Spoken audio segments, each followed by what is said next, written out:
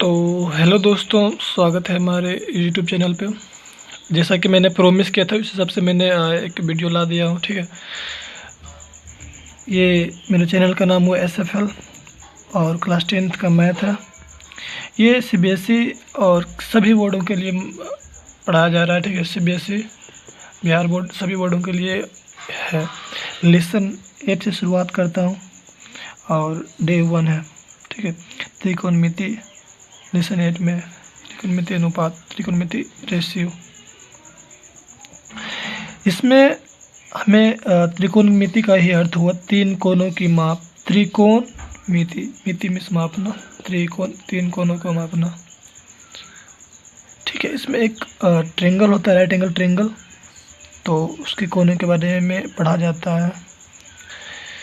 मान लीजिए एक ट्रेंगल है ABC, जिसका कि एंगल B 90 डिग्री है। ठीक है, एंगल B 90 डिग्री है, तो उसके बारे में अभी पढ़ेंगे। जो ये नीचे वाला जो एंगल होता है, नीचे वाला जो ये होता है भुजा, इसे बेस कहा जाता है। जो मतलब कि राइट एंगल के मतलब जो लगा हुआ एंगल मतलब होता है, इसे बेस कहा जाता है। बी है, इसमें बेस हुआ AB। ठीक है, और BC इसमें लंब हुआ, परपेंडिकुलर, और ये का कर्ण हुआ। ठीक है, हाइपोटेन्यूस। तो सबसे पहले त्रिकोणमिति रेशियो के बारे में देखते हैं। साइन होता है, ठीक है, साइन A, कोस A और टेन A। बाकी जो रेशियो होते हैं इसका सिर्फ जस्ट अपोजिट होता है। ठीक है, जस्ट अपोजिट। मान लीजिए साइन A है तो साइन A का होता है कोस A के, कोस का सेक A। ठीक है, और ये टेन का कोट। सबसे पहले देखते हैं इसका रेशियो। साइन में जो है सो एक की सम्मुख भुजा, जो एक की सामने वाली भुजा आती है वो कहलाता है। तो एक की सामने वाली भुजा कौन सी है? ऊपर में वही लिखा था। तो एक की सामने वाली भुजा ये है BC, तो यहाँ हो जाएगा लंब, मीन परपेंडिकुलर बटे बाय कर्ण। ठीक है, तो BC बाय AC। और फिर कोस में क्या होता है कि एक ही आसान भुजा, जो कि एक के साथ लगा हुआ जो भुजा होता है, ठीक है, तो उसका मान होता है। तो ऐसे लगा हुआ भुजा ये है AB, तो AB बटा AC। फिर टेन होता है लंब बटे आधार, तो लंब है यहाँ हो जाता है क्या, BC बटे AB। बाकी ये सारे अपोजिट है सीधे, तो साइन का अपोजिट कर दीजिए, कोसेक का तो AC बटा BC हो जाएगा। इस प्रकार से ये भी हो जाएगा। ठीक है, AC बटे AB, और ये कोटे में भी हो जाएगा AB बटे BC। ठीक है, तो ये था त्रिकोणमितीय रेशियो, इसको आप नोट कर लीजिए। फिर एक चीज़ इसमें नोट करने वाले, जो ये साइन A या फिर कोस A जो भी है, तो वो साइन मल्टीप्लाई बाय A नहीं होता, बल्कि बस एक सिंबल होता है ये। ठीक है, ना कि मल्टीप्लिकेशन होता है। तो ये बात को आप ध्यान रखिएगा। अब देखिए कि एक ट्रेंगल था है, ठीक है, तो एक एंगल B 90 डिग्री, इसमें ये जो चीज़ इसका मीन होता है, इसका ये जो साइन है इसका मतलब होता है 90 डिग्री। ठीक है, तो ये जो तीनों भुजाएं होती है, तीनों आर्म होता है ट्रेंगल का, H और क्या B और ये P, ये तीनों पाइथागोरस थ्योरम से जुड़ा होता है, पाइथागोरस प्रमेय से। ठीक है, तो एक दूसरे को ज्ञात किया जा सकता है पाइथागोरस प्रमेय की सहायता से। सब फर्स्ट ऑफ ऑल देखते हैं ये पाइथागोरस प्रमेय, पाइथागोरस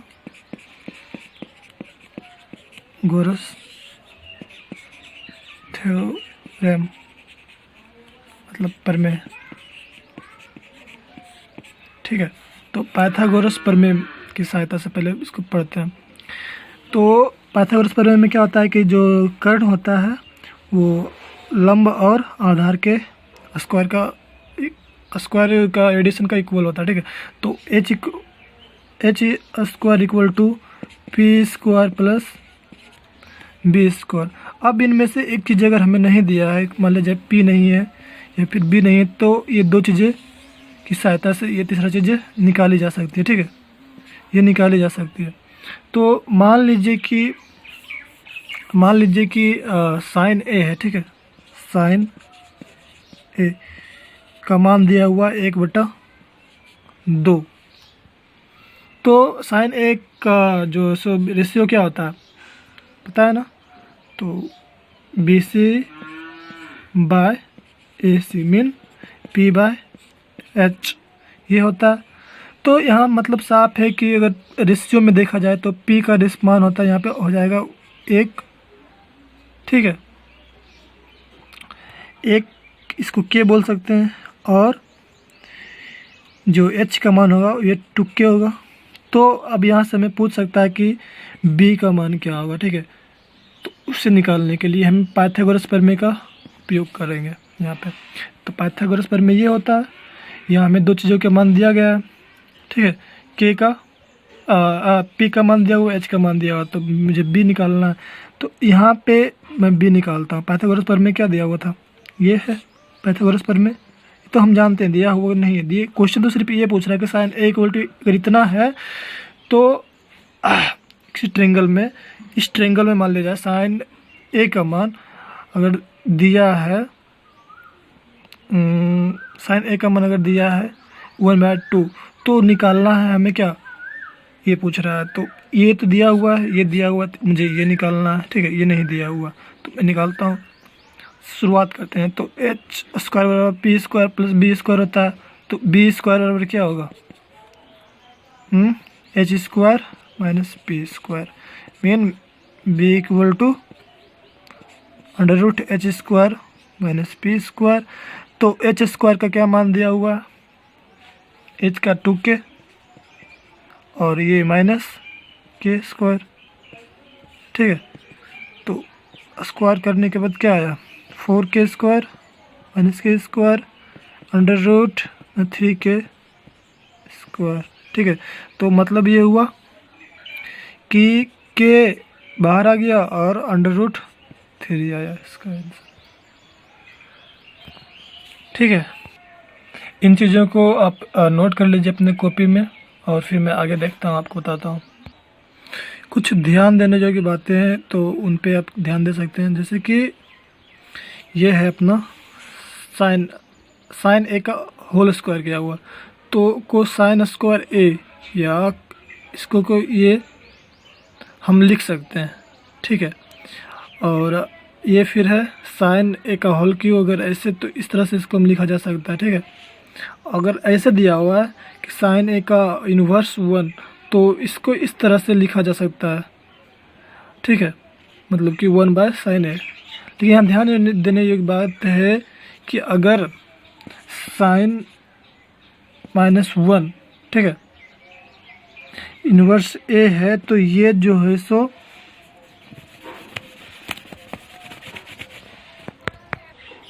साइन इन्वर्स a है, तो ये जो है सो साइन ए का इन्वर्स 1 इक्वल नहीं हो सकता, ठीक है। ये दोनों इक्वल नहीं है, ये बातें ध्यान देने जाएंगे, और इसके बारे में हम बड़ी कक्षाओं में अध्ययन करेंगे, पढ़ेंगे, ठीक है। तो अभी जानिए कि ये दोनों इक्वल नहीं हो सकते हैं। तो अब हम देखते हैं रिलेशन बिटवीन त्रिकोणमितीय रेशियो, ठीक है। तो देखते हैं, शुरुआत करते हैं।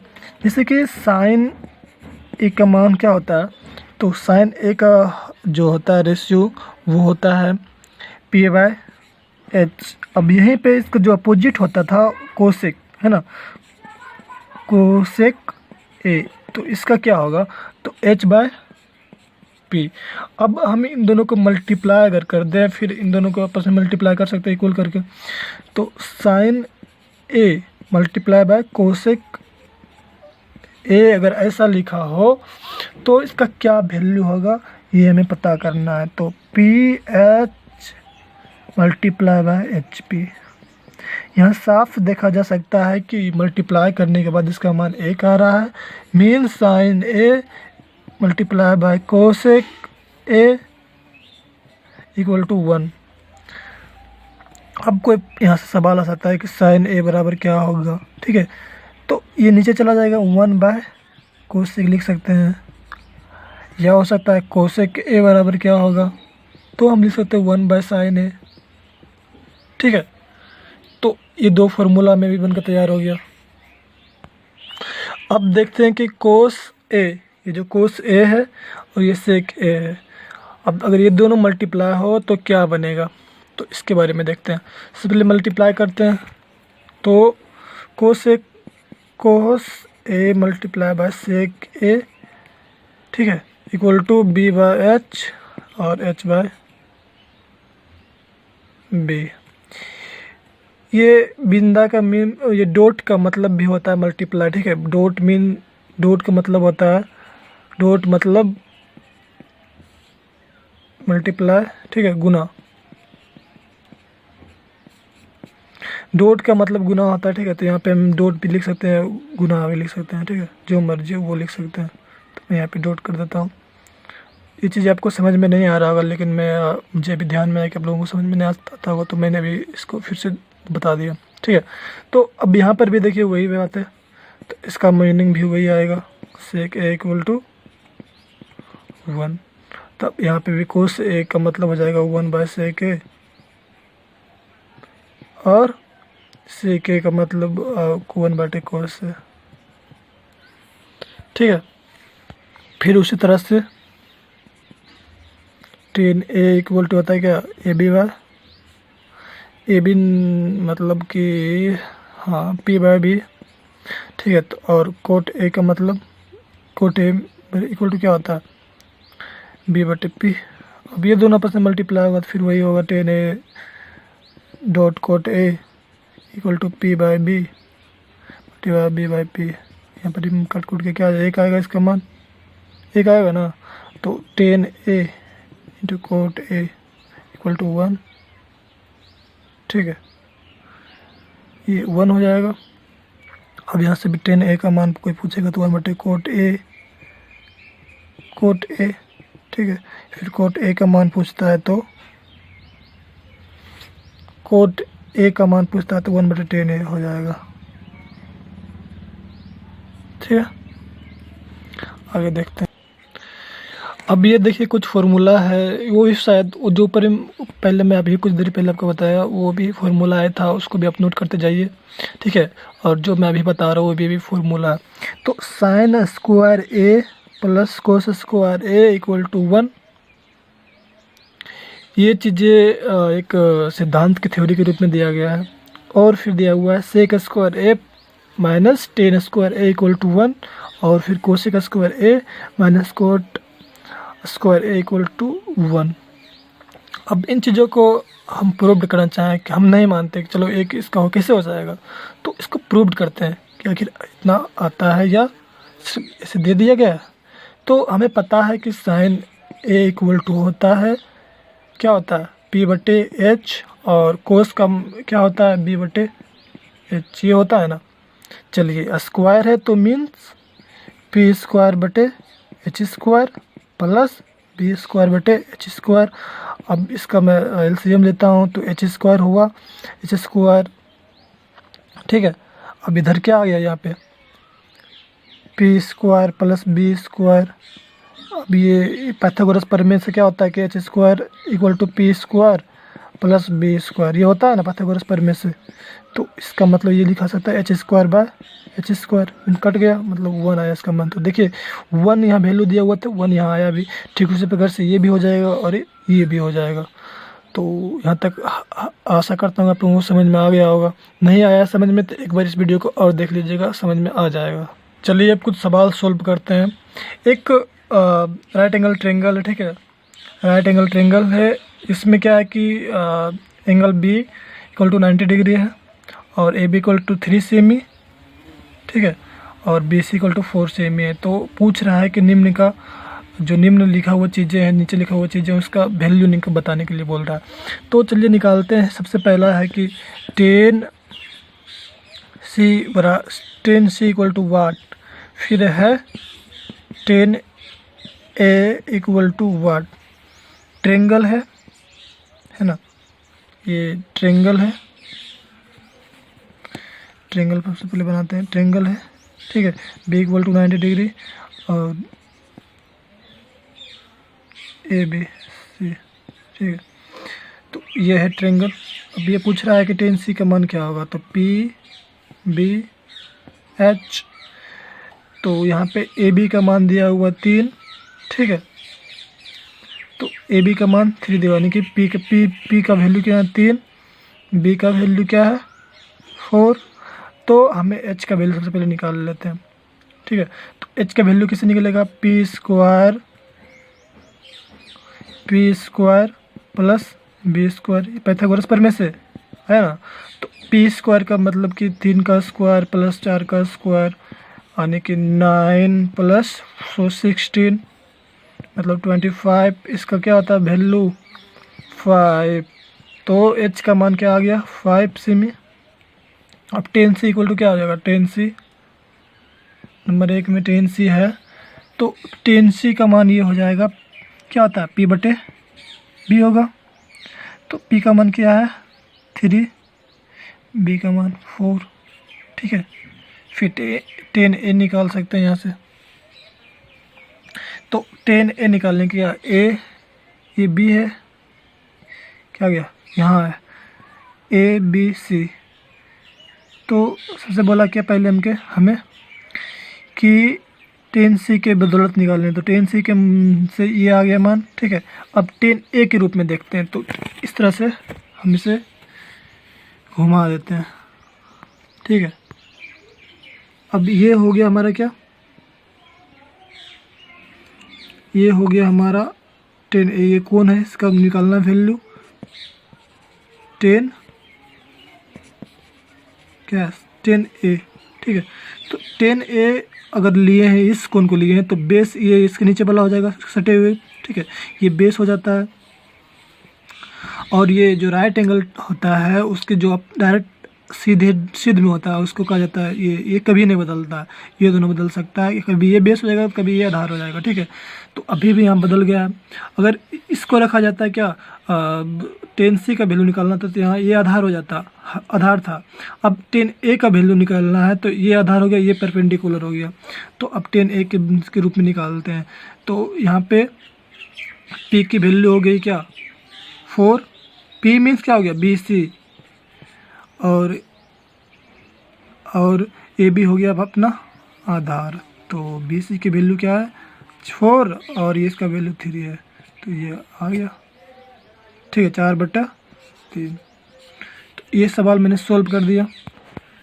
एक सवाल है, देखिए सवाल को पढ़िए सबसे पहले कि अगर ये सवाल है कि एक ट्रेंगल है, ठीक है, ट्रेंगल है PQR, इसमें कि Q जो एंगल है वो समकोण है, वो राइट एंगल ट्रेंगल है, राइट एंगल है। तो और इसके अलावा PR प्लस QR की वैल्यू 25 सेंटीमीटर दिया हुआ, ठीक है, 25 सेंटीमीटर दिया हुआ, और PQ का मान 5 सेंटीमीटर दिया। तो साइन P और कोस P और टेन P का मान निकालना है, ठीक है, मान ज्ञात करना है, मतलब वैल्यू निकालना है।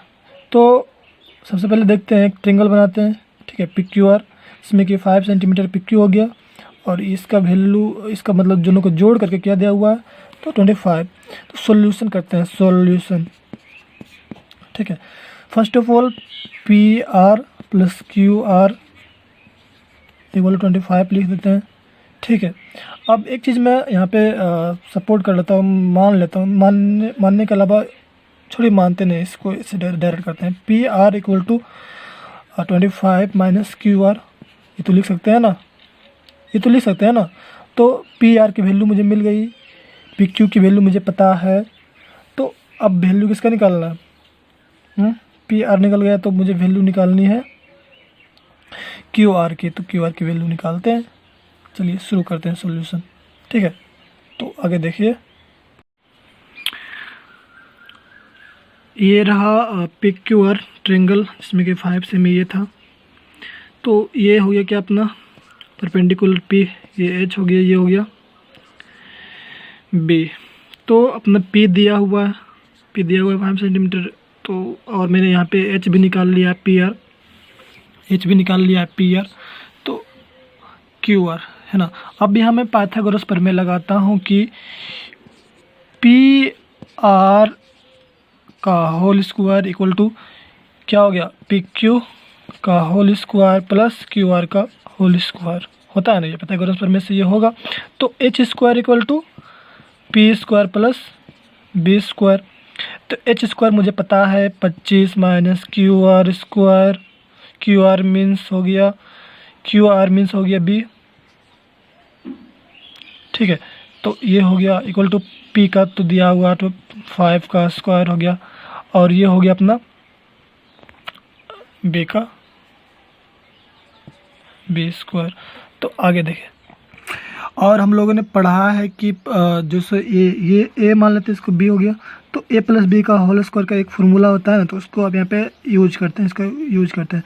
तो 25 का होल स्क्वायर प्लस बी का स्क्वायर माइनस क्या हो गया, माइनस हो गया 2ab, तो 225 बी के जगह बी, ठीक है।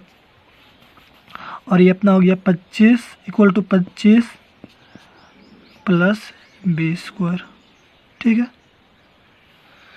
ये हो गया 625 प्लस दिए 50 b equal to b square यानी कि 2b स्क्वायर, उधर जाएगा, ये उस साइड आएगा, ये कटम पुट्टी ख़त्म हो गया, ठीक है। ये 25 था इक्वल टू 25 था। अब ये 625 में 25 घट जाएगा इक्वल टू 50 बी हो जाएगा, क्योंकि ये 25 को मैं इधर इस तरफ ले लाया हूँ, ठीक है। और ये 50 जो था माइनस में उधर जाकर प्लस में हो गया, प्लस हो गया। तो घटने के बाद 50 बी इक्वल टू 600 यानी कि 600। अब हो गया 12 दर में कैंसिल, यानी कि बी इक्वल टू 12। तो अब बी की वैल्यू मुझे निकल गई है, ठीक है। अब यहाँ पे बी की वैल्यू निकल, बी मीन्स क्यू आर की वैल्यू निकल गई है कितना, 12 सेंटीमीटर, ठीक है। तो अब यहाँ पे पी आर की वैल्यू तो आसानी से निकल सकती है। तो पी आर इक्वल टू क्या है, ये है तो 25 माइनस 12 इक्वल टू 13, मतलब कि पी आर की वैल्यू 13 सेंटीमीटर आया है। अब जो सवाल कह रहा है उस पर गौर करते हैं, ठीक है। सबसे पहले क्या है कि पी क्यू की वैल्यू मुझे पता चल गई है, दिया हुआ था क्वेश्चन में 5 सेंटीमीटर, ठीक है। और क्यू आर की वैल्यू हमने निकाली 12 सेंटीमीटर, और ये पी आर की वैल्यू भी हमने निकाली 30 सेंटीमीटर। अब देखते हैं कि सवाल क्या क्या बोल रहा है साइन पी की वैल्यू निकालने के लिए, ठीक है। तो साइन पी की वैल्यू हम निकालते हैं, पी क्यू आर। तो साइन पी की वैल्यू निकालते हैं, तो साइन पी इक्वल टू क्या हो जाएगा अपना क्यू आर बाय क्या हो जाएगा आर पी आर, ठीक है। तो क्यू आर का वैल्यू क्या दिया हुआ है 12, तो 12 बाय 13 हो जाएगा। फिर क्या नेक्स्ट सवाल कोस पी, तो कोस पी निकालते हैं। तो इसमें कोस पी में क्या होता है कि क्यू पी, ठीक है, P Q by P R. तो पी क्यू का वैल्यू क्या आ गया था, मेरे दिया हुआ था 5/13 हो जाएगा। अब इसके बाद क्या है 10 पी का मान निकालना है। तो 10 पी क्या होता है, होगा q r by q p q. तो क्यू आर का वैल्यू मुझे पता है 12, क्या क्यू आर का वैल्यू मुझे पता है 5 और इसका 12। तो ये हो गया आपका सारा तीनों सवाल आ गया, सारा आंसर, ठीक है, सारा सॉल्यूशन हो गया। अब इससे ज़्यादा लंबा वीडियो मैं नहीं बना सकता, ठीक है, क्योंकि यूट्यूब पे भी अपलोड करने में लंबी वीडियो दिक्कत होती है। तो आप लोगों के एक होमवर्क नोट कर लीजिए, HW से कि आपको बनाना है हर हाल में। इसको अगर आप पढ़ना चाहते हैं, सक्सेस करना चाहते हैं, तो इसको ज़रूर बनाइएगा, ठीक है। मेरा होमवर्क यह है कि अगर आपके पास NCERT या BTC किसी भी NCERT का बुक है या भी कोई भी बुक है, तो उसका जो है सो त्रिकोणमिति का जो है त्रिकोणमिति का जो फर्स्ट चैप्टर होगा, मान लीजिए अध्याय 8 है, लेसन 8 है तो 8.1 होगा उसमें, तो 8.1 को पूरा कंप्लीट करने की कोशिश कीजिएगा। जो सवाल आपसे ना बने वे हमें आप मेरे इंस्टाग्राम पे जाकर के पूछ सकते हैं। मैंने इंस्टाग्राम आईडी यहाँ पे दे दिया है, ठीक है। और धन्यवाद वीडियो देखने के लिए, और अपने दोस्तों को बताइए कि मैं 10th का डेली क्लास चलेगा यहाँ पे त्रिकोणमिति का। अगर ज़्यादा बच्चे जुड़ जाते हैं फिर मैं लाइव क्लास लेना शुरू कर दूँगा। थैंक यू, और चैनल को सब्सक्राइब कर ली ताकि नोटिफिकेशन मिलता रहे। Thank you for watching.